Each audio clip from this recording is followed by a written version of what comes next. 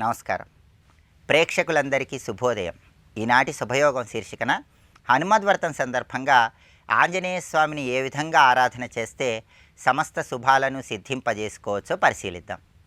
మార్గశిర మాసంలో శుక్లపక్షంలో వచ్చే త్రయోదశి తిథి నాడు హనుమద్వ్రతాన్ని ఆచరించాలని ప్రామాణిక గ్రంథాల్లో చెప్పారు.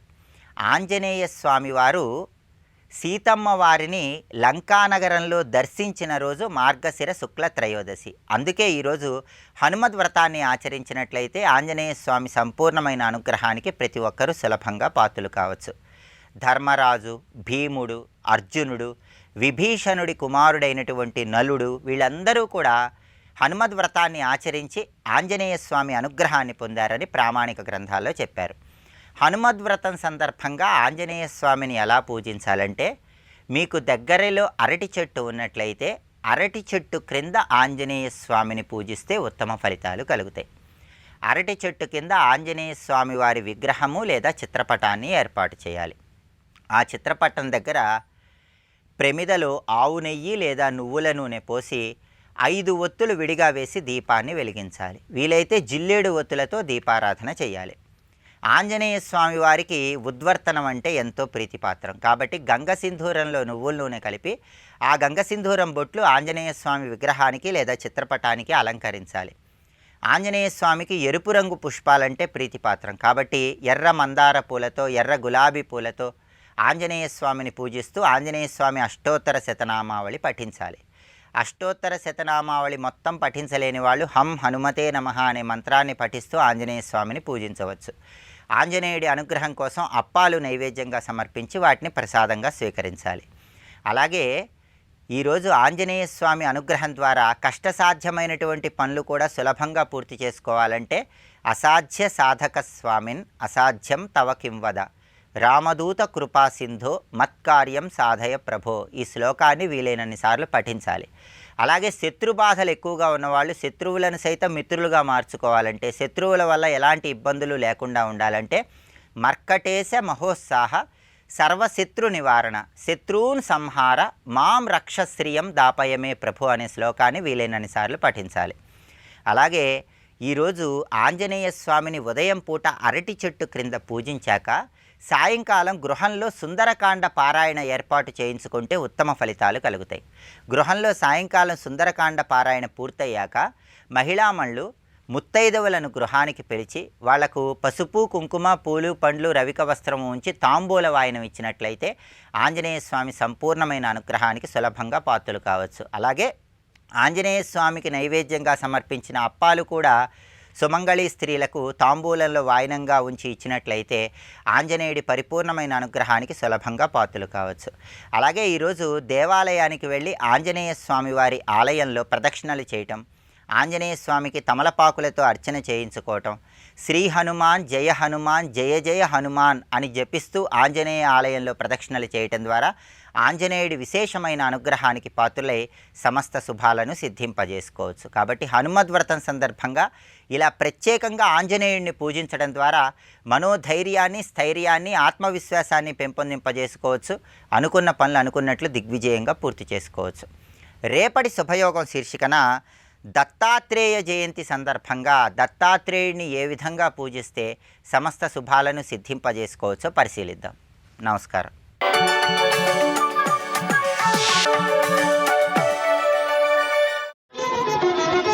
జయ జయ జయ జయ జయ శ్రీ హనుమా జయ జయ జయ జయ ప్రభుదయ గనుమా. దూరీకృత సీతార్తి ప్రకటీకృత రమవైభవ స్ఫూర్తి దారిత దశముఖ కీర్తి పురతో మమ భాతు హనుమతో మూర్తి. అంజనాదేవి తపఫలంగా సాక్షాత్ రుద్రుడే శివుని యొక్క అష్టమూర్తుల్లో ఒకడైన వాయువు ద్వారా అంజనాదేవిలో ప్రవేశించి ఆవిర్భవించాడు. హనుమత్ జననం చాలా విశేషం. పుట్టినప్పుడే పూర్ణస్వరూపంగా వచ్చేట మహానుభావుడు. పైగా దివ్యమైన తేజోరూపంతో ఆవిర్భవించాడు.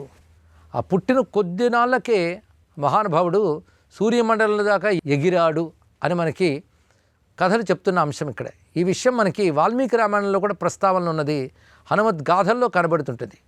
అందుకే సూర్యుడిని చూసుకుని ఆయన బయలుదేరిన విషయం లీల్యోతాహి మధుర ఫలజాను జుగ సహస్ర యోజన పరభాను అనే మాటలో తులసిదాస్ కూడా తెలియజేశారు ఇక్కడ. అంటే హనుమంతుడు సహజంగా అటువంటి పరాక్రమం కలవాడు.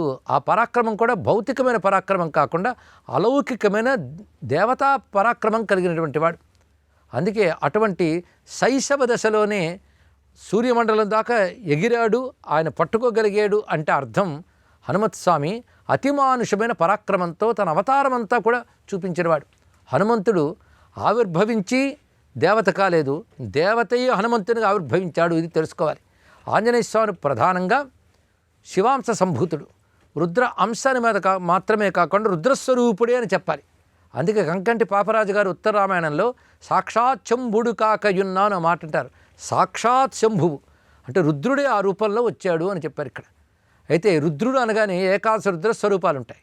ఏకాదశ రుద్రులకి మూలమైన పరమేశ్వరుడు ఒక్కడే. ఆయన ఏకపాద రుద్రుడు అని చెప్పబడతాడు. ఆ ఏకపాద రుద్రస్వరూపుడే హనుమత్స్వామి. అందుకే అతిమానుషమైనటువంటి రుద్ర పరాక్రమాన్ని చూపించినవాడు. కేవలం పరాక్రమము అతిలోకమైన మహిమ మాత్రమే కాకుండా దివ్య గుణాల రాశి ఆంజనేయ స్వామి వారు. సకల సద్గుణాలు హనుమత్స్వామిలో మనకు గోచరిస్తాయి. అది జితేంద్రియత్వంలో కానీ, సత్ప్రవర్తనలో కానీ, పరోపకార బుద్ధిలో కానీ, ధర్మము తప్పనితనంలో కానీ ఆంజనేయ స్వామి వారికి ఆయనే సాటి.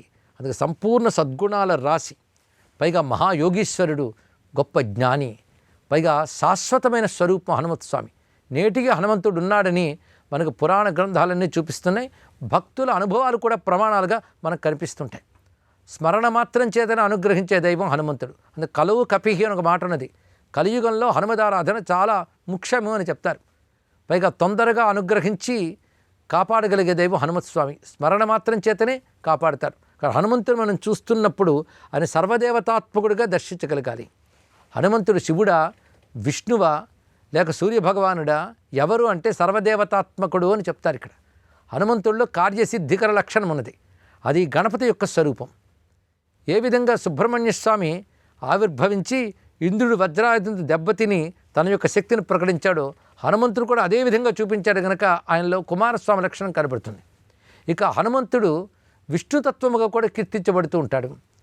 రామభక్తుడు ఉండడమే కాకుండా రామమూర్తి ఇచ్చినటువంటి రామనామాంకిత అంగుళీకాన్ని చేత్తో పట్టుకుని ఆ రామరూపమైన విష్ణు శక్తిని తనను నింపుకున్నవాడు కనుక ఆయన విష్ణుత్వం ఉన్నది. అదేవిధంగా పరాశక్తి పార్వతీదేవి యొక్క స్వభావము అంశ కూడా హనుమంతులు ఉన్నది అని కొన్ని సంహితా గ్రంథాలు చెప్తున్నాయి. అంతేకాకుండా సీతమ్మ ఇచ్చిన చూడామణి ద్వారా సీతారూపమైన శక్తి కూడా ఆయనలో ప్రవేశించి ఉన్నది. అందుకే శక్తితత్వం కూడా ఆయనలో ప్రకాశిస్తున్నది. ఇక సూర్యమండలాన్ని తాకినప్పుడు సూర్యుడే గురువై జ్ఞానం ఇవ్వడమే కాకుండా తనదైన తేజస్సునిచ్చాడు. ఆయన తనదైన తేజస్సులో కొంత భాగాన్ని ఆయనకి ఇస్తున్నానని చెప్పాడు. ఈ విషయం మనకు వాల్మీకి రామాయణమే చెప్తున్నది. ఈ విధంగా సూర్యతత్వం కూడా ఆయనలో భాషిస్తున్నది. ఇలా వేదం చెప్పినటువంటి శివ, విష్ణు, శక్తి, సూర్య, గణపతి, కుమారస్వామి ఈ 6 తత్వములు హనుమంతుల్లో కనబడుతున్నాయి కనుకనే హనుమదారాధన సంపూర్ణ దేవతారాధన, పరబ్రహ్మారాధన, ఈశ్వరోపాసన కింద చెప్పబడుతుంది. ఇది తెలిసిన కారణంగానే ఉమాసంహిత గ్రంథం ఆంజనేయం మహావీరం బ్రహ్మవిష్ణు శివాత్మకం తరుణార్క ప్రభం శాంతం రామదూతం నమామ్యహం అనేది. బ్రహ్మవిష్ణు శివాత్మకం అనే మాట ఇక్కడ సంహితా గ్రంథం చెప్తుంది. సంహితా గ్రంథం అంటే మంత్రశాస్త్ర గ్రంథం. అది చెప్తున్న గొప్ప విషయం ఏంటంటే హనుమంతుడు బ్రహ్మవిష్ణు శివాత్మకమైన వాడు అని అర్థం. అందుకే రానున్న కల్పంలో ఇతరే బ్రహ్మదేవుడు అవుతాడు అనే మాట కూడా మనకి కొన్ని సంహితా గ్రంథాలు చెప్తున్నాయి. అది బ్రహ్మత్వ లక్షణం కూడా ఆయనలో గోచరిస్తున్నది.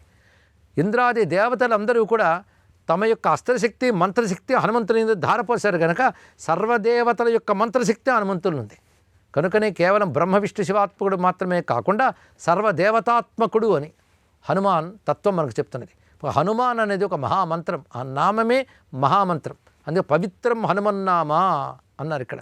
హనుమన్నామం పవిత్రమైనది. ద్వాదశావృతి మాత్రత 12 మార్లు కానీ హనుమన్నామ అనుకుంటే సర్వకార్యసిద్ధి లభిస్తుంది అని మంత్రశాస్త్రం చెప్తున్నటువంటి మాట. అందుకే హనుమాన్ అంటే జ్ఞానవాన్ అని ఒక అర్థము, హనుమాన్ అంటే అస్త్రవాన్ అని మరొక అర్థం ఉన్నది. ఇది నిఘంటువుల ప్రకారం చెప్తున్న అర్థం ఇది. హను శబ్దానికి అస్త్రం అనే అర్థం కనబడుతుంది. అస్త్రము అంటే దేవతా మంత్రస్వరూపం అని అర్థం.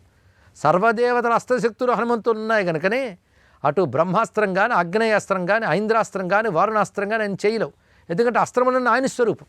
అది ఇంద్రుడి దగ్గర కేవలం ఇంద్రాస్త్రం ఉంది, వరుణుడి దగ్గర కేవలం వరుణాస్త్రం ఉంది. కానీ సర్వదేవతల అస్త్ర సంపద కూడా హనుమంతుల్లో ఉంది కనుక హనుమంతుడు అంటే అస్త్రవాన్ అని అర్థము. అందుకే ఈ శబ్దం పలకగానే సర్వదేవతల అనుగ్రహం లభించినట్లే. అదేవిధంగా ఆంజనేయుడు అంటేనే జ్ఞానశక్తి చేత అజ్ఞానాంధకారాన్ని తొలగించేవాడు అని అర్థం ఉన్నది.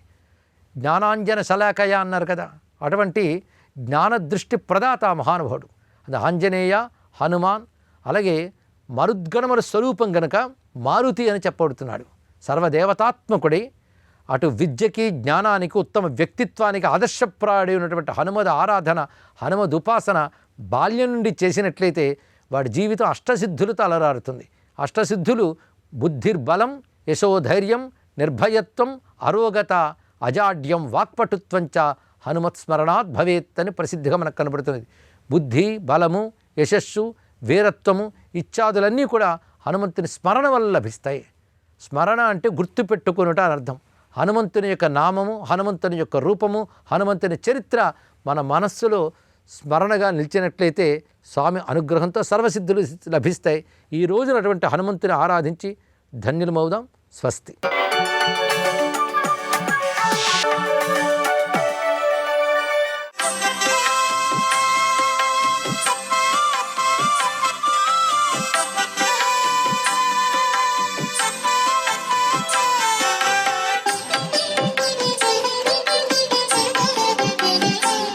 ఓం నమో నారాయణాయ, ఓం నమ శివాయ, శ్రీమాత్రే నమ. ఈరోజు అంజనీసుతుడైనటువంటి ఆంజనేయ స్వామి వారికి చేసే ప్రత్యేక పూజలు అద్వితీయమైన, అనిర్వచనీయమైనటువంటి ప్రభావాన్ని కలిగింపజేస్తాయి. ఆంజనేయ స్వామి యొక్క ఆరాధనలో దాగిన పరమార్థం చాలా గొప్పదండి. అందుకే ఆంజనేయ స్వామి ఆలయానికి వెళ్ళి బెల్లం కానివ్వండి, శనగలు కానివ్వండి నివేదన చేసి స్వామి భుజానికి ఉన్నటువంటి సింధూరం గనక తెచ్చి మనం గనక బొట్టుగా గనక పెట్టుకున్నట్టయితే దృష్టిదోష నివారణ అనేటువంటిది జరుగుతుంది. నరఘోష, నరప్రభావం, దిష్టి దోషాలు ఇవన్నీ కూడా తొలగింప చేసుకోవడానికి ఆస్కారం ఉంటుంది. హనుమంతుల వారు సంజీవని పర్వతాన్ని మోస్తూ ఉన్నటువంటి చిత్రపటానికి గనక ఈ రోజున ఎర్రటి మందార పూలతో గనక మాలికను కట్టి అలంకరించి పూజ చేసినట్లయితే దృష్టి దోష నివారణ జరిగి తీరుతుంది. అనారోగ్య లక్షణాలన్నీ పటాపంచలైపోతాయి అని చెప్పేసి శాస్త్రం. అనారోగ్య లక్షణాలన్నీ పటాపంచలైపోవడానికి ఇది బాగా ఉపయోగపడుతుంది. ఆంజనేయ స్వామి వారి యొక్క గుడిలోకి వెళ్ళి స్వామికి 11 గులాబీలు సమర్పించినట్లయితే మీరు చేసేటువంటి కార్యాల్లో విఘ్నాలన్నీ కూడా తొలగించబడతాయి ఈ తోక స్వామిని పూజించడం చేత. తొండం స్వామి ఆయన విఘ్నేశ్వరుడు, తోకస్వామి ఈయన. హనుమద్వ్రతం అని చెప్పేసి నిష్టగా గనక హనుమాన్ చాలీసా పారాయణ 108 సార్లు ఈ రోజున గనక పఠించి వడపప్పు, పానకం, అరటి పండ్లు, చిట్టిగారెలు మొదలవన్నీ కూడాను నైవేద్యంగా సమర్పించి అందరికీ కనుక పంచినట్లయితే హనుమంతుల వారి యొక్క దివ్యవంతమైన అద్వితీయమైన అనుగ్రహం కలిగి వివిధ రంగాలలో అభివృద్ధిని సాధించడానికి ఆస్కారం ఎంతగానో ఉంటుంది అని చెప్పేసి కూడాను మనం భావించవచ్చు. విద్యార్థులు జ్ఞాపక శక్తి కోసం 4 మంగళవారాలు ఆంజనేయ స్వామి వారికి అరటిపండు సమర్పించి 4వ మంగళవారం ఆలయ పరిసరాల్లో ఉండేటువంటి పేదవారికి గనక శనగపప్పుతో చేసిన పదార్థాలని గనక పంచిపెట్టినట్లయితే అద్భుతవంతమైనటువంటి జ్ఞాపక శక్తి కలిగి తీరుతుంది సుమా అంటోంది శాస్త్రం. సర్వే జనా సుఖినో భవంతు.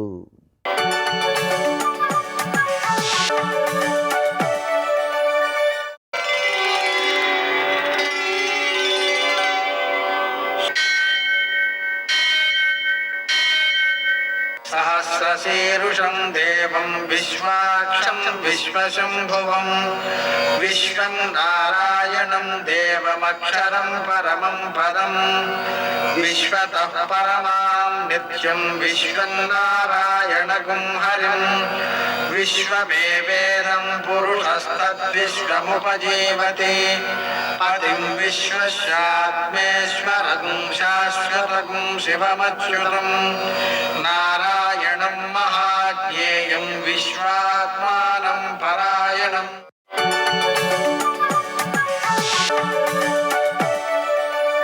సూర్యశౌర్యమథేందురింద్రపదవీ సన్మంగళం మంగళం. లక్ష్మీం క్షీరసముద్రరాజతనయాం శ్రీరంగధామేశ్వరీం దాసీభూతసమస్తదేవవనితాం లోకైకదీపాంకురాం శ్రీమన్మందకటాక్షలబ్ధవిభవ బ్రహ్మేంద్రగంగాధరాం త్వాం త్రైలోక్యకుటుంబినీం సరసిజాం వందే ముకుందప్రియాం. నేటి కాలమాన విశేషాన్ని గమనిద్దాం. స్వస్తి శ్రీ చాంద్రమాన క్రోధినామ సంవత్సరం, దక్షిణాయనం హేమంత ఋతువు, మార్గశిర మాసం, శుక్లపక్షం, శుక్రవారం. సూర్యోదయం 6:41 సూర్యాస్తమయం 5:39. తిథి త్రయోదశి రాత్రి 7:40 వరకు, నక్షత్రం భరణి ఉదయం 7:49 వరకు, తరువాత కృత్తిక తెల్లవారుజామున 5:47 వరకు, వర్జం సాయంకాలం 6:48 నుంచి 8:16 వరకు, దుర్ముహూర్తం ఉదయం 8:53 నుంచి 9:36 వరకు, మరల మధ్యాహ్నం 12:32 నుంచి 1:16 వరకు, అమృతకాలం రాత్రి 3:35 నుంచి 5:03 వరకు, రాహుకాలం శుక్రవారం కాబట్టి ఉదయం 10:30 నుంచి 12 గంటల వరకు, అష్టకవర్గ రీత్యా శుభప్రదమైన సమయం ఉదయం 11 గంటలకి. నేటి విశేషం శుక్రవారం. మరో విశేషం హనుమద్వ్రతం, అలాగే ప్రదోషం కూడా. హనుమద్వ్రతం సందర్భంగా హనుమంతుని గురించిన పూజ బాగా ఉపకరిస్తుంది. అయితే వర్తమాన కాలంలో చాలా అత్యధికంగా అవసరమైనటువంటి అంశం ఏమిటి అంటే, అసాధ్య సాధక స్వామిన్ అసాధ్యం తవ కిం వద రామదూత దయా సింధో ధర్మరక్షాం కురు ప్రభు. ఈ మంత్రాన్ని మనం ఎంత ఎక్కువ చేస్తే అంత హైందవం భారతం నిలబడుతుంది. ఇతర శక్తుల యొక్క ప్రభావాలకు లోను కాకుండా సజీవంగా నిలబడుతుంది. ఆ ధర్మం ఉంటేనే మనం ఉంటాం. అందుకని ఆ ధర్మాన్ని మనం కాపాడుకోవాలి. దానికోసం ఈ మంత్రం బాగా ఉపకరిస్తుంది. అలాగే మర్కటేశ మహోత్సాహ సర్వశోక వినాశన శత్రువును సంహరమాం రక్షశ్రియం దాపయమే ప్రభో. ఈ మంత్రాన్ని జపం చేసుకోవడం ద్వారా సంపదలు వృద్ధి చెందుతాయి. మనకి సంపద కూడా కావాలిగా. అందుకని హనుమంతునికి సంబంధించినటువంటి ఈ 2 మంత్రాలని కూడా ఈ హనుమద్వ్రతం రోజున రోజంతాను, మిగిలిన రోజుల్లో కూడా చెరో గంట చేసుకుంటూ ఉంటే సంపద వృద్ధి చెందుతుంది, ధర్మం కాపాడబడుతుంది. అలాగనే ఈరోజు ప్రదోషం కూడా ఉంది. సాయంకాలపు వేళ మారేడు దళాలతో అర్చన చేయడం ద్వారా సంపద వృద్ధి చెందుతుంది. ఇక శుక్రవారం కాబట్టి ఉదయకాలం లక్ష్మీనారాయణులను మారేడు దళాలతో అర్చించుకోవడం ద్వారాను సంపద, మోక్షం రెండిటికి అవకాశాలు ఏర్పడతాయి. లక్ష్మీ అష్టోత్తర శతనామ స్తోత్రం 108 సార్లు, కనకధారాస్తవం 3 సార్లు, లక్ష్మీ హృదయం 5 సార్లు పారాయణ చేసుకోవడం ద్వారా లక్ష్మీదేవి యొక్క అనుగ్రహం లభిస్తుంది. నేటి ఆణిముత్యాలు.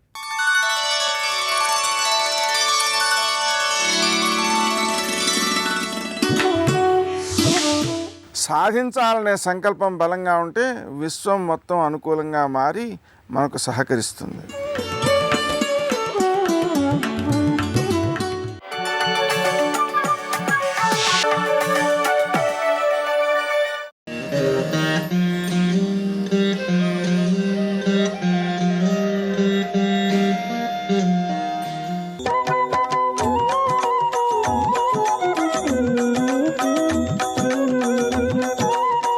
మనోజవం మారుతతుల్యవేగం జితేంద్రియం బుద్ధిమతాం వరిష్టం వాతాత్మజం వానరయూధముఖ్యం శ్రీరామదూతం శిరసా నమామి.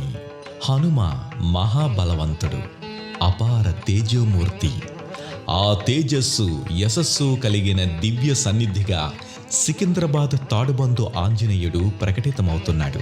తాడుబందు చౌరస్తాకు అతి సమీపంలో సువిశాలమైన లోగిలిలో ఈ ఆలయం అలరారుతోంది.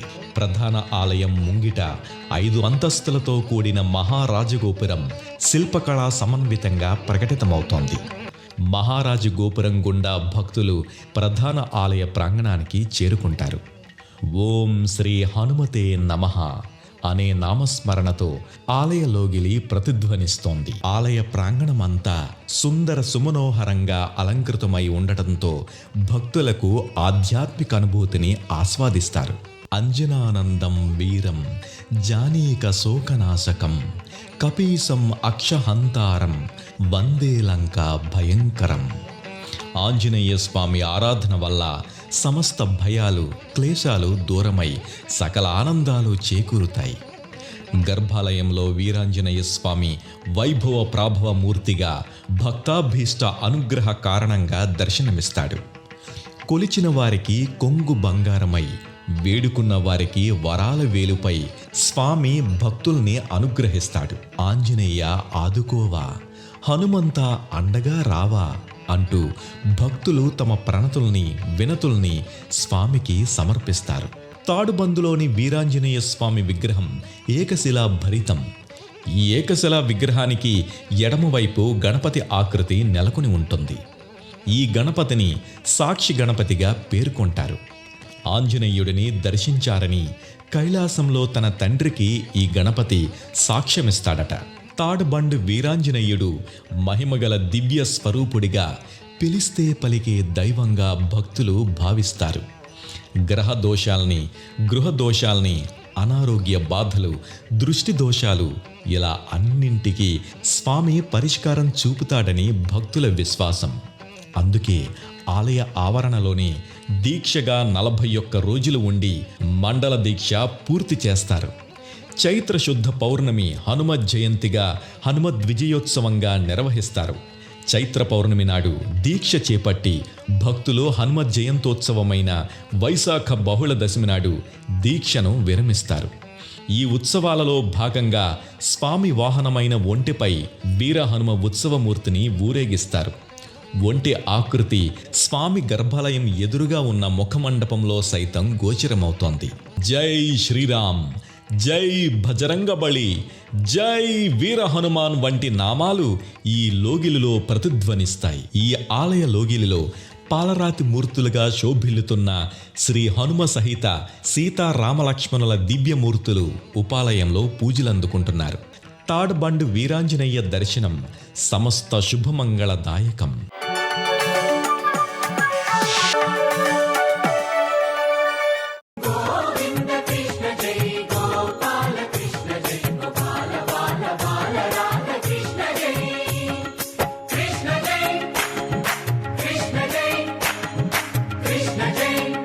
బాలకృష్ణ జై. దీర్ఘసత్రం చేస్తున్నాడు శౌనకుడు. ఎవరైనా ఆయనే 4 వేదాలు 6 వేదాంగములతో చదువుకున్నాడు. చదువుకున్నవాడు చేస్తున్నాడు. 11,000 మంది శిష్యులకి పాఠం చెప్తున్నాడు. 11,000 మంది శిష్యులకి అన్నపానాదులు ఆవాసం ఇచ్చాడు. 88,000 మంది ఋషులు చుట్టూ చేరారు.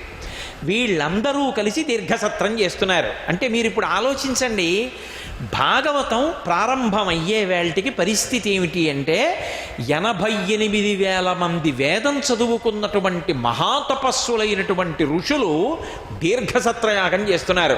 అంటే ఇంతమంది కూర్చున్నారంటే యాగశాలలు ఎలా ఉంటాయి? ఏకకాలంలో వాళ్ళు మొదలుపెట్టి ఆమ్నాయం మొదలుపెట్టి స్వాహ అని పిలుస్తుంటే దేవతలు ఎన్ని ముఖాలతో వచ్చి ఉంటారు ఈ ప్రాంగణానికి? ఎంతమంది మహాత్ములు నడయాడారు ఇక్కడ. అంత వేదమంత్రాలతో, అంత స్వాహాకారంతో అంతమంది దేవతలు అన్నం తింటూ నైమిషారణ్యానికి వెళ్ళడం, హవిస్సు తింటూ ఉండడం అదే పని వాళ్ళకి. ఇంకా అంత పెద్ద దీర్ఘసత్రం నడుస్తుంటే 88,000 మంది ఋషులు, శౌనకుడు ఇక్కడ యాగాలు నడిపిస్తుంటే ఇన్ని వేల మంది నైమిషారణ్యానికి వెళ్ళి జీవితాన్ని తరింపచేసుకోవాలనేటటువంటి సంకల్పం ఉన్న వాళ్ళో వచ్చి అరణ్యమంతా కుటీరములు నిర్మాణం చేసుకుని ఉండిపోయారు. అంతమంది ఉండిపోతే ఆ సమయంలో సూత మహర్షి నైమిషారణ్యంలోకి వచ్చారు. సూత మహర్షి నైమిషారణ్యంలోకి వస్తుంటే 88,000 మంది ఋషుల శిష్యులు అందరూ లేచి నిలబడ్డారు. లేచి నిలబడి నమస్కారం చేశారు. ఎందుకని? ఎప్పుడు ఎక్కడ ఏది ఎలా చెప్పాలో తెలుసున్నవాడు, అటువంటి భగవత్ కళ్యాణ గుణ సంకీర్తనము చెయ్యగలిగిన వాడు, వ్యాసాది గురువుల యొక్క అనుగ్రహమును పరిపూర్ణముగా పొందినటువంటి వాడు, అగ్నికుండము నుండి ఉద్భవించినటువంటి వాడు, రగిలిపోతున్న జ్ఞానాగ్ని ఆ సూతుడు నడిచొస్తుంటే ఇంతమంది లేచి నిలబడ్డారు. సర్వం శ్రీ ఉమామహేశ్వర పరబ్రహ్మార్పణమస్తు. స్వస్తి.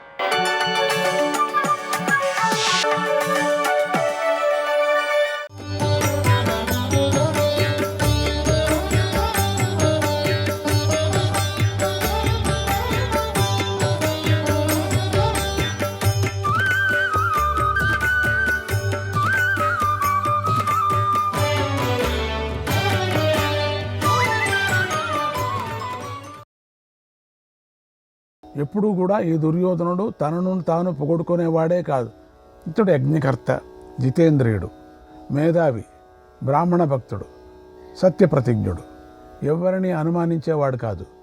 మహాధాత, వేదాంగ పారంగతుడు. ఓ మహారాజా, ఇంతటి ధర్మాత్ముడిని చూసి నర్మదా నది సంతోషించింది. వాడిని చూసి చూడండి. ఆ నర్మదా నది పుణ్యప్రధానమైనది, చల్లటి నీటితో శుభకరంగా ప్రవహిస్తూ ఉంటుంది. ఇదే దేవనది అని కూడా అంటారు. ఒకనాడు ఆ నర్మదా నది చక్కని రూపాన్ని ధరించి వచ్చి దుర్యోధనుని ఇష్టపడి పెళ్లి చేసుకుంది. అప్పుడు ఆ నర్మదా నదికి ఒక కూతురు పుట్టింది. ఆ బాలికే సుదర్శన.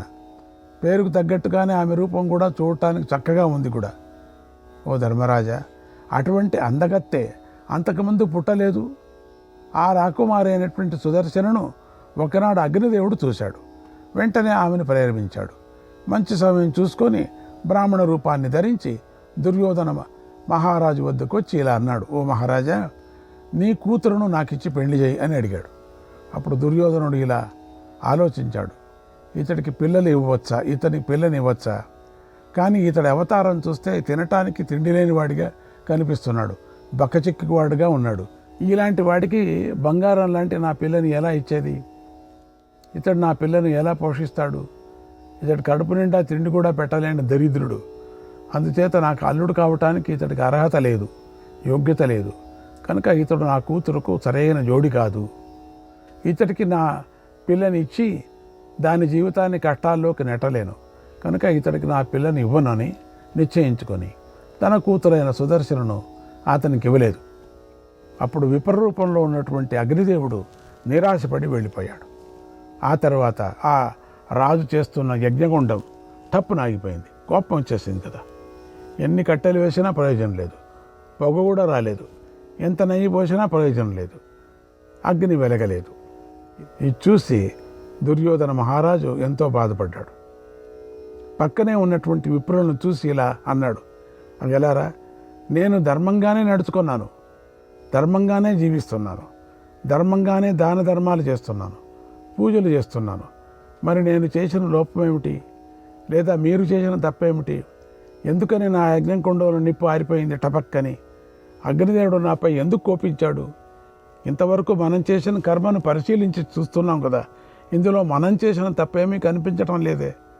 కానీ అగ్నిదేవుడు అదృశ్యమైపోయాడే. ఈ దోషం ఎవరిది, మీదా లేక నాదా? పరిశీలించి చెప్పండి అని కోరాడు.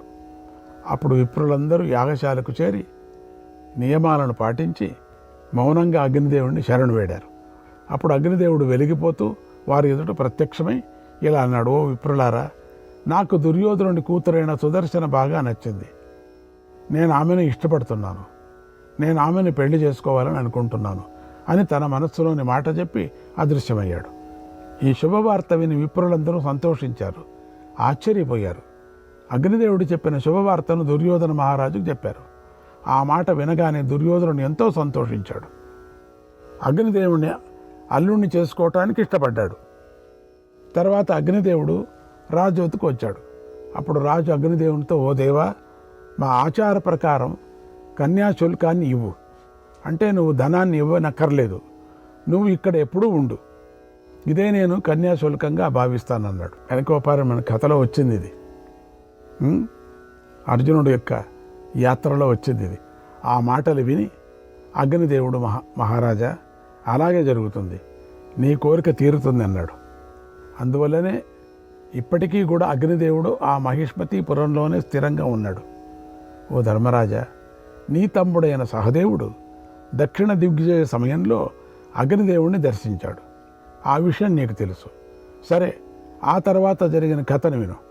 దుర్యోధనుడు తన కూతురుకు చక్కని వస్త్రాలను ఇచ్చాడు, ఆభరణాలు ఇచ్చాడు, చక్కగా అలంకరించి తీసుకొని వచ్చి అగ్నిదేవుడికి సమర్పించాడు. యజ్ఞంలో వసుధారును గ్రహించినట్లుగా అగ్నిదేవుడు వేదమంత్రానుసారంగా సుదర్శనను పెళ్లి చేసుకున్నాడు. ఆ సుదర్శన రూపం, నడవడిక, వంశం, శరీరం, శోభాలతో అగ్నిదేవుడు ఎంతో సంతోషాన్ని పొందాడు. ఆమెకు మంచి పుత్రుణ్ణి ప్రసాదించాలని నిర్ణయించుకున్నాడు. ఆయన అనుగ్రహం ఆమెపై ప్రసరించింది. అప్పుడు ఆమెకు ఒక కొడుకు పుట్టాడు. అతడి పేరు సుదర్శనుడు. ఆ సుదర్శనుడు రూపంలో పూర్ణచంద్రుడు వంటివాడు. అతడు శిశువుగా ఉన్నప్పుడే పరబ్రహ్మ జ్ఞానాన్ని పొందాడు. ఆ సమయంలో నృగుడి పితామహుడైన ఓఘవంతుడు అనే రాజు రాజ్యం చేస్తూ ఉండేవాడు. అతనికి ఒక కూతురు, ఒక కొడుకు ఉన్నారు. కూతురి పేరు ఓఘవతి, కొడుకు పేరు ఓఘరథుడు. ఆ ఓఘవంతుడు తన కూతురైన ఓఘవతిని పండితుడైన సుదర్శనుడికిచ్చి పెళ్లి చేశాడు. సుదర్శనుడు ఓఘవతితో కలిసి కురుక్షేత్రంలో నివసించాడు. గృహస్థాశ్రమ ధర్మాలను పాటించాడు. గృహస్థశ్చ వజేష్యామి మృత్యుమిత్యేవ స ప్రభు, మృత్యుమిత్యేవ స ప్రభు. నేను గృహస్థుడిగా ఉంటూనే మృత్యువుని జయిస్తాను అని ప్రతిజ్ఞ చేశాడు. తర్వాత అగ్నికుమారుడైనటువంటి ఆ సుదర్శనుడు తన భార్య అయిన ఓఘవతితో ఇలా అన్నాడు, ఓ కళ్యాణి, నువ్వు ఎప్పుడూ కూడా అతిథికి ప్రతికూలంగా ప్రవర్తించకు. అతిథి అడిగింది కాదనకు. ఎప్పుడైనా కూడా అతిథి తృప్తి పడేలాగానే చెయ్యి. నీ పనితో అతిథి సంతోషించాలి, అలా ప్రవర్తించు. అప్యాత్మనః ప్రధానేన నతే కార్య విచారణ. అతిథిని సంతోషపెట్టే సమయంలో ఒకవేళ శరీరాన్ని సమర్పించవలసిన అటువంటి సందర్భం వచ్చినా కూడా నువ్వు ఆలోచించకు. ఓ మంగళాంగి, ఇది నా వ్రతం, ఇది ఎప్పుడూ నా హృదయంలో మసులుతూనే ఉంటుంది. నాతిథేర్విద్యతే పరం. గృహస్థులకు అతిథికి మించినది ఏదీ లేదు. నా ఈ మాటను నువ్వు పాటించే దానివైతే దీన్ని మనసులో పెట్టుకో. నా ఈ మాటను ప్రమాణంగా స్వీకరించే దానివైతే నేనున్నా లేకపోయినా సరే నువ్వు అతిథిని అవమానించకొన్నాడు. ఓఘవతి భర్త మాటలు విని చేతులు జోడించి ఇలా అంది, నాథ, నేను నీ మాటను మీరను, పాటిస్తాను. అతిథి విషయంలో నేను అన్నీ చేస్తాను అంది. ఈ సుదర్శనుడి వ్రతం గురించి ఒకనాడు మృత్యువుకు తెలిసింది. అతడు ప్రతిజ్ఞను మృత్యువు విన్నది. అతడి ప్రవర్తన పరిశీలించింది. దృష్టిని అతడి మీదే పెట్టింది. సుదర్శనుడు గృహస్థ ధర్మాన్ని చక్కగా పాటిస్తున్నాడు. అతడిని జయించాలని మృత్యువు చూస్తుంది. అతడిలో ఏమైనా లోపాలున్నాయా అని తెలుసుకుతోంది. ఎల్లప్పుడూ మృత్యువు అతడి వెనుకలే తిరిగేది. ఒకసారి సుదర్శనుడికి సమితులు అవసరమయ్యాయి. అందుకోసం అతడు అడవికి వెళ్ళాడు. అప్పుడు తేజస్సు గల ఒక విప్రుడు ఓఘవతి దగ్గరకు అతిథిగా వచ్చాడు. ఓఘవతితో ఇలా అన్నాడు, ఓ మంగళాంగి, నువ్వు గృహస్థాశ్రమ ధర్మాన్ని పాటిస్తున్నావు, నాకెంతో సంతోషంగా ఉంది. ఇప్పుడు నేను నీ ద్వారా ఆతిథ్యాన్ని స్వీకరించాలని అనుకుంటున్నాను, నా కోరిక తీర్చున్నాడు. ఆ మాటలు వినగానే సుదర్శన భార్య అయినటువంటి ఓఘవతి చాలా సంతోషించి చక్కగా పద్ధతి ప్రకారంగా అతిథిని పూజించింది. ఆ విప్రుడికి ఆసనాన్ని వాద్యాన్ని ఇచ్చింది. తర్వాత, అయ్యా, మీకేం కావాలో కోరుకోండి అంది. ఆ విప్రుడికి ఆమె మాటలు నచ్చాయి, ఆమె నచ్చింది, ఆమె ప్రవర్తన నచ్చింది. వెంటనే ఏమాత్రం ఆలస్యం చేయకుండా ఓఘవతితో ఇలా అన్నాడు, ఓ కళ్యాణి, నాకు నువ్వే కావాలి, భయం లేకుండా నువ్వు నన్ను సేవించు, నన్ను సంతోషపెట్టు. ఓ రాణి, నీకు గృహస్థాశ్రమ ధర్మం పాటించడం ఇష్టమే కదా, అయితే పాటించు. నీ శరీరాన్ని నాకు సమర్పించి నా ముచ్చట తీర్చు అన్నాడు. అప్పుడు ఓఘవతి ఆ విపరీతమైన కోరికని విని కొద్దిగా కంగారు పడింది. అయ్యా, వేరే ఏదైనా కోరుకోండి అని ప్రార్థించింది. కానీ ఆ విప్రుడు ఆ కోరిక తప్ప మరే కోరిక కోరలేదు, పట్టు విడవలేదు. ఆ సమయంలో ఓఘవతి భర్తను గుర్తు చేసుకుంది. సిగ్గుపడుతూ విప్రుడు కోరికను అంగీకరించింది. విప్రుడు నవ్వి ఆమెతో కలిసి లోపలికి ప్రవేశించాడు. ఇంతలో సమిధులు తీసుకొని సుదర్శనుడు ఆశ్రమంలోకి వచ్చాడు. ఆ సుదర్శనుడి వెంట మృత్యువు కూడా ఉన్నాడు. ఎక్కడైనా లోపం కనిపిస్తుందేమో, వెంటనే సుదర్శనుడు అంతు చూడవచ్చు అని చూస్తున్నాడు. అడవిలో బాగా కష్టపడి రావటంతో సుదర్శనుడు అలసిపోయాడు. ఓ ఓఘవతి, ఎక్కడికి వెళ్ళావు? నేను వచ్చి చాలాసేపు అయింది, బయటకు వచ్చి కనిపించు. నేను రాగానే కాళ్ళు కడుక్కొనేందుకు నీరును అందిస్తావు కదా, ఇప్పుడు ఎందుకు ఇవ్వటం లేదు, తొందరగా రా అని చాలాసార్లు పిలిచాడు. ఆ సమయంలో విప్రుడు గుడిసె లోపల ఓఘవతి చేతులను పట్టుకొని కూర్చున్నాడు. అందుచేత ఆమె భర్త పిలుపుకు సమాధానం ఇవ్వలేదు, మౌనంగా ఉంది. తనను తాను ఎంగిలి అయినట్లు భావించుకుంది. భర్తను చూడటానికి సిగ్గుపడింది, కదలకుండా ఉంది. గుడిసె బయట ఉన్నటువంటి సుదర్శనుడు మళ్ళీ ఆమెతో ఇలా అన్నాడు. నా భార్య పవిత్ర, పతివ్రత. ఆమె ఇప్పుడు ఎక్కడికి వెళ్ళిందో, ఆమెకు నాకన్నా ముఖ్యమైనది ఏదీ లేదు, నన్ను సేవించటం కన్నా పెద్ద పని ఏదీ లేదు. ఆమె సత్యశీల, ధర్మాన్ని పాటిస్తూ ఉంటుంది. ఇప్పుడు నాకెందుకు కనిపించటం లేదో అన్నాడు. అప్పుడు పర్ణశాలలోంచి విప్రుడు ఇలా అన్నాడు. అగ్నికుమార సుదర్శన, నేనొక విప్రుణ్ణి, మీ ఇంటికి అతిథిగా వచ్చాను. నన్ను నీ భార్య పూజించింది, ఇప్పుడు నా కోరిక తీర్చడానికి సిద్ధంగా ఉంది. ఆమె నన్ను సంతోషపెట్టాలి, ఆమె శరీరాన్ని నాకు అర్పించమన్నాను. ఇదే నా కోరిక. నా ఈ కోరిక నీకు ఇష్టం లేకపోతే చెప్పు, ఇప్పుడే ఏమని పంపిస్తాను, అభ్యంతరం లేదు, ఇక నీ ఇష్టం అన్నాడు. అప్పుడు గృహస్థ ధర్మాన్ని పాటిస్తున్నటువంటి సుదర్శనుడు పెద్ద సంకటంలో పడ్డాడు. గృహస్థ ధర్మాన్ని రక్షించుకోవాలా, గృహిణిని భార్యను రక్షించుకోవాలా? ఇప్పుడేది ముఖ్యం, దేన్ని రక్షించుకోవాలి? ఆనాటి కాలానికి సంబంధించిన గృహస్థ ధర్మం ఎంత కఠినమైనదో, అతిథి పూజ ఎంత గొప్పదో ఈ కథ తెలుపుతుంది. చూడండి, ఆనాటి కాలంలో అతిథి కఠోర నియమాలను పాటించేవాడు, గృహస్థుడు కూడా కఠోర నియమాలను పాటించేవాడు. దీని ద్వారా అతిథి ధర్మం తెలుస్తుంది, గృహస్థ ధర్మం కూడా తెలుస్తుంది. సుదర్శనుడు పడ్డ ఈ సంకట పరిస్థితిని చూసి అదృశ్య రూపంలో మృత్యు ఆనందిస్తున్నాడు. ఈ కాసేవుడికి తప్పుతాడులే అని. ఇప్పుడు సుదర్శనుడు ఖచ్చితంగా తప్పు చేస్తాడు. మాట తప్పితే ఇతడిని ఇక్కడే చంపేయవచ్చు. అన్ని రోజులు చంపడానికి చూస్తున్నాడు కానీ చావటం లేదు, ఎందుకంటే గృహస్థాశ్రమ ధర్మం పాటిస్తున్నాడు అని మృత్యువు అనుకుంటున్నాడు. చంపడానికి సిద్ధంగా వచ్చాడు. లోహదండాన్ని చేతిలో పట్టుకొని సుదర్శనుడు వెనకాల అదృశ్య రూపంలో ఉన్నాడు. ఈ సంకట పరిస్థితి నుండి సుదర్శనుడు ధైర్యంగా నెగ్గాడు. సుదర్శనుడు మనస్సులో, చేతలో, చూపులో, మాటలో కూడా ఈర్ష్యను, కోపాన్ని ప్రదర్శించకుండా నవ్వుతూ ఇలా అన్నాడు. ఓ విప్రా, నువ్వు నాకు అతిథివి. అతిథిని పూజించటం, అతిథి కోరిక తీర్చటమే గృహస్థుడి యొక్క ధర్మం. కనుక నీ కోరిక తీర్చడం నాకు సంతోషాన్ని కలిగిస్తుంది. అతిథిని పూజించడమే గృహస్థుడికి ప్రథమ ధర్మం. గృహస్థుడి ఇంట అతిథి ఆదరణను పొంది వెళితే, సంతోషిస్తూ వెళితే ఆ గృహస్థుడికి అంతకన్నా గొప్ప ధర్మం లేదు అని బుద్ధిమంతులు చెప్పారు. కనుక నా ప్రాణాలనైనా, భార్యనైనా, నా దగ్గరున్న మరే ధనాన్ని అయినా అతిథులకు ఇవ్వాలి అని నేను ఈ వ్రతాన్ని ఆచరిస్తున్నాను. ఓ విప్ర, నా మాటలను సందేహించకు. నా శరీరం మీద ఒట్టు పెట్టుకొని సత్యం చెబుతున్నాను, విను.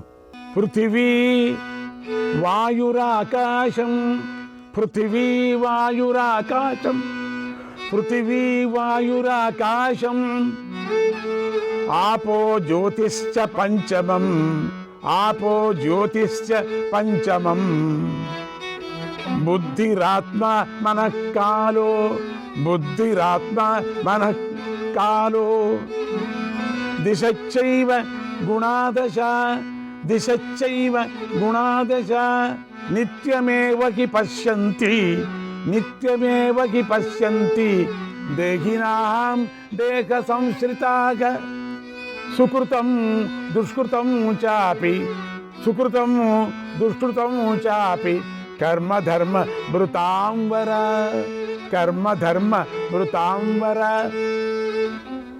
ధర్మాత్మలలో శ్రేష్ఠుడా, పృథివీ, వాయువు, ఆకాశము, నీరు, నిప్పు, బుద్ధి, ఆత్మ, మనస్సు, కాలం, దిక్కులు, ఈ 10 గుణాలు నిత్యము ప్రాణుల శరీరాలను ఆశ్రయించి ఉంటాయి. ప్రాణులు మంచి పని చేసినా చెడ్డ పని చేసినా అవి చూస్తూనే ఉంటాయి. ఈ రోజున నేను పలికిన ఈ మాట అసత్యం కాకపోతే ఆ సత్యఫలంతో నన్ను దేవతలు రక్షించెదరుగాక. ఈ మాట కనుక అసత్యమే అయితే నన్ను నాశనం చేసేదురుగాక అన్నాడు. అప్పుడు అన్ని దిక్కుల నుండి, అన్ని వైపుల నుండి నీ మాట సత్యం, అసత్యం కాదు అన్న శబ్దం పదే పదే వినిపించింది. అప్పుడు విప్రుడు పర్ణశాల నుండి బయటకు వచ్చాడు. ఆయన పైకి ఎగిసిన గాలిలాగా తన శరీరంతో భూమి ఆకాశాలను వ్యాపించి నిలబడ్డాడు. ఆయన 3 లోకాలను ప్రతిధ్వనింపజేస్తూ ముందుగా సుదర్శనుడిని పేరు పెట్టి పిలిచి ఇలా అన్నాడు: ఓ పుణ్యాత్ముడా, నేను ధర్ముణ్ణి, నీకు శుభం కలుగుగాక. నేను నిన్ను రక్షించాలనే వచ్చాను, నీ సత్యవ్రతాన్ని తెలుసుకోవాలని వచ్చాను. నేను నీపై ప్రసన్నుణ్ణి అయ్యాను. నువ్వు ఎప్పుడైనా ఓడిపోతావేమో అని మృత్యుదేవత కూడా నీ వెంటనే ఉన్నాడు చూడు. నీ లోపాలను మృత్యువు అన్వేషిస్తున్నాడు. ఆ మృత్యువును నువ్వు వశం చేసుకున్నావు, ఓడించావు. ఓ పురుషశ్రేష్ఠ, నీ భార్య పతివ్రత. పతివ్రత అయిన నీ భార్యను చూడటానికి కూడా 3 లోకాలను ఎవరికి కూడా శక్తి లేదు. నీ గుణాలతోనూ తన పతివ్రత గుణాలతోనూ ఈమె రక్షించబడుతుంది. ఈమెను ఎవ్వరూ ఎదుర్కోలేరు. ఈమె తపశ్శక్తి చాలా గొప్పది. ఈమె చెప్పింది చెప్పినట్లుగా జరుగుతుంది. ఓ బ్రహ్మచారిణి, తన తపస్సుతో లోకాలన్నీ పావనం చేసేందుకై నదీమ తల్లి అవుతుంది. తన శరీరంలోని అర్ధభాగంలో ఒక అంశంతో నదిగా మారుతుంది. మిగిలిన అర్ధభాగంలో నీ వెంటే ఉండి నిన్ను సేవిస్తుంది. యోగశక్తి ఈమె ఆధీనంలో ఉంది. నువ్వు కూడా ఈమెతో కలిసి తపోబలంతో సంపాదించుకున్న సనాతన లోకాలను పొందుతావు. ఆ లోకాలు శాశ్వతాలు. ఇక ఇక్కడి నుండి నువ్వు తిరిగి రావు. అనేన చైవ దేహేన లోకాంస్త్వమభిపశ్యతే నిర్జితచ్చ త్వయా మృత్యుః ఐశ్వర్యంచ తవోత్తమం.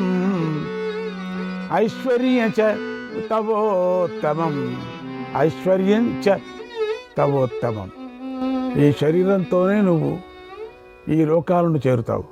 ఎందుకంటే నువ్వు మృత్యువును కూడా జయించావు కనుక నువ్వు ఉత్తమ ఐశ్వర్యాన్ని పొందుతావు.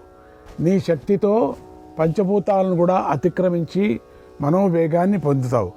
గృహస్థ ధర్మాన్ని పాటించి కామక్రోధాలను కూడా జయించావు. కనుక ఓ సుదర్శన, ఈ రాకుమారి కూడా నిన్ను సేవించి ఆసక్తిని, రాగాన్ని, మోహాన్ని, ద్రోహాన్ని కూడా గెలిచింది అన్నాడు. ఇంతలో దేవేంద్రుడు అక్కడికి 1000 తెల్లని గుర్రాలతో పూంచిన ఒక శ్రేష్ఠ రథాన్ని తీసుకొని వచ్చాడు. ఆ రథంలో సుదర్శనుడు తన భార్యతో కలిసి ఇంద్రుడి వెంట వెళ్ళిపోయాడు. ఓ ధర్మరాజా, ఇలా అగ్నికుమారుడైనటువంటి సుదర్శనుడు అతిథి సేవలు తరించాడు. బుద్ధి కాలో మనోవ్యోమ కామక్రోధౌ తథైవచ. మృత్యువును, తనను లోకాలను, పంచభూతాలను, బుద్ధిని, కాలాన్ని, మనస్సును, ఆకాశాన్ని, కామక్రోధాలను కూడా జయించాడు. కనుక ఓ ధర్మరాజా, గృహస్థాశ్రమంలో ఉన్నవాడికి అతిథిని సేవించడం తప్ప మరొక దైవమే లేదు. దీన్ని మనస్సులో స్థిరం చేసుకో. శ్రీకృష్ణాయ పరమాత్మనే నమః.